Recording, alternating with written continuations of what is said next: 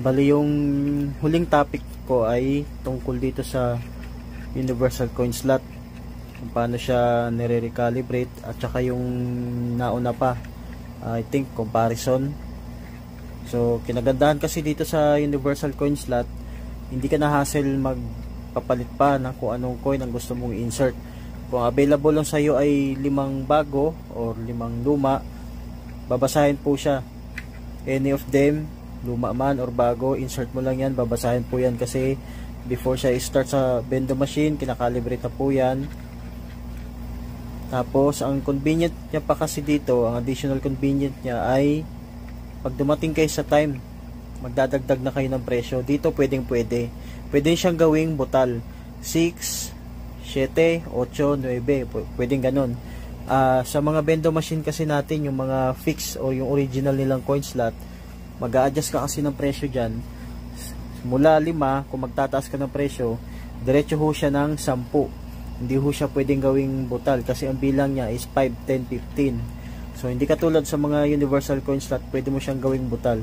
Kung magtataas ka ng presyo ng dahan-dahan lang, pwede mo siyang gawing 5, 6, 7, 8, pwede mo siyang gawing butal hanggang sa makarating ka sa 10 piso.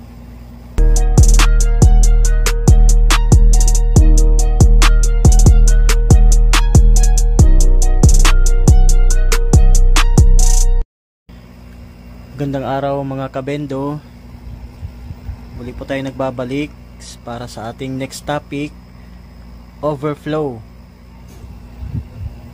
Yan.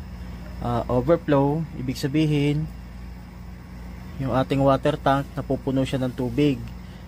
Sa ibang bendo wala hong takip yung mga ganitong water tank nila, minsan dito yung lumalabas sa gilid. Yan dito. Sa mga bago kasi ngayon, itong steam tubing niya dito na nakalagay. So kapag napuno na siya ng tubig, tumutulo na po siya dito sa gilid, pababa na po yan. So since na napupuno na po siya ng tubig, yung steam niya lumalabas na rin po siya dito. So minsan hindi lang siya overflow, umiinit din yung body, tapos nagmo-moist yung unit.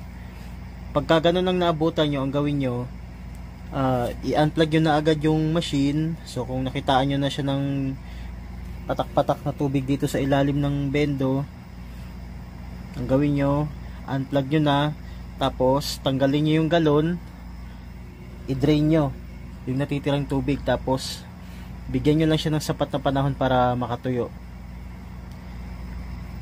Then after nun, kapag natuyo na, check nyo yung takip ng galon nyo kung okay pa ba siya o hindi. Minsan maluwag na o di kaya may lamat. Tapos i-check nyo rin yung kanyang gasket kung nakasuot ba siya ng maayos, tapos yung galon at saka bucket seat kung nakalapat ba siya ng maayos. Minsan yung pwesto rin ng bendo machine natin, kung paano nyo siya ini-install. Yan. Dapat pag maglalagay kayo ng mga bendo machine, lalo na kung sa mga pader ini-install, i-consider nyo po yung clearance ng likuran ng bendo machine bago po sa pader. Yan po siya. Pag masyado nyo dinikit yung bendo machine, ang mangyayari, yung galon nyo ay tatagilid.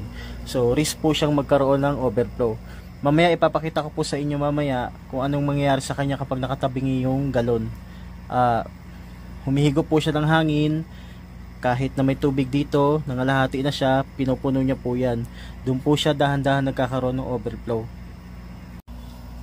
So yan, tulad po na sinasabi ko kanina, i-consider nyo po yung clearance ng likuran ng bendo machine bago nyo po siya idikit sa pader. So ayan po siya.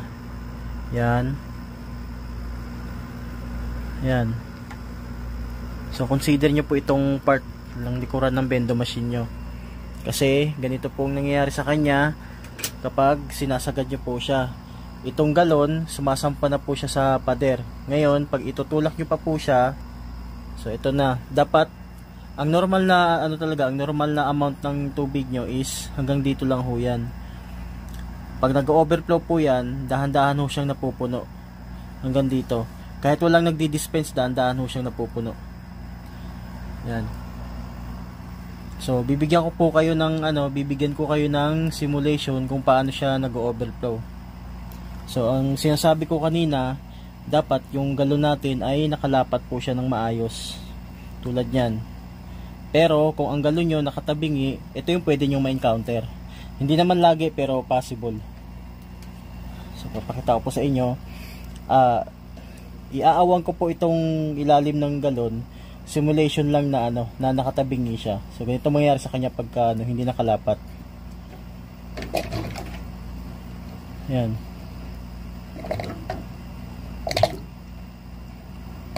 Yan, gumaganyan siya. Humihigop siya ng hangin paloob. Yan.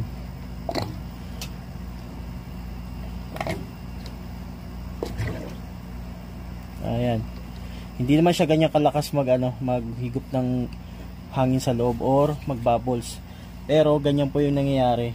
Ayan, napansin nyo, napuno na po siya. Dumami na po yung tubig niya.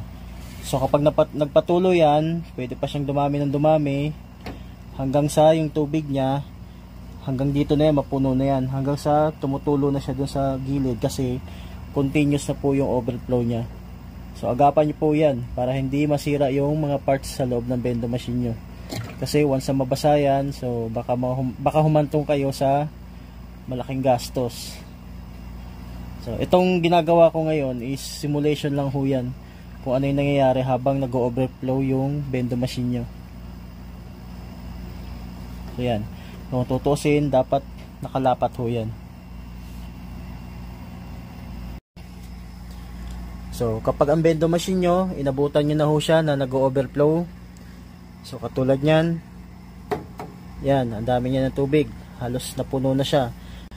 Aapaw pa yan hanggat continuous pa rin yung pagpasok ng tubig kahit halos napakadami niya na. Ngayon, agapan nyo, tanggalin nyo yung galon, i-drain nyo yung natitirang tubig. So kung naabutan nyo, nagmumush yung loob or napatakan na yung ilalim niya, bigyan nyo lang po siya ng sapat na panahon hanggang sa matuyo siya ng maigi. Tapos check nyo yung takip ng galon bago nyo ilagay, bago nyo ibalik. Pag maluwag na or may lamat, palitan nyo para safe. Tapos lagyan nyo yung tubig or kung may tubig na, ibalik nyo na sa bendo machine. Tapos hintayin nyo muna na mag-refill siya ng tubig hanggang sa mga lahati. Pag nangalahati na ho yan, hihinto na po yung pagtaas ng bubbles dito sa loob ng galon. Ibig sabihin na fulfill niya o na-refill niya na po yung sapat na dami ng tubig dito sa kanyang water tank. So hanggang doon lang dapat yung magiging level ng tubig niya. Pwede niyo obserbahan ng mas matagal kung tataas pa ba siya o hindi na. Kung hindi siya tumaas, nanatili lang siya sa kalahati kahit may nagdi-dispense, ibig sabihin okay yung assembly nyo. Dito, gasket at saka yung galon kung nakalapat siya ng maigi. Dapat hindi ho ganyan, walang awang. Talagang lapat na lapat. Tapos kung sakaling hindi na siya nag-overflow, pwede nyo na buksan yung machine, pwede nyo na rin siyang testingin. Tapos yung mga bendo machine na nilalagyan din ng cage hanggang galon, so mindful din po kayo sa space para sure talaga na yung galon nyo ay nakalapat, hindi siya bumabangga sa gilid. So ayan, pag walang sira, walang abala, hindi ka rin mag-aalala. So mga kabendo, next topic ulit. Wait for the next video.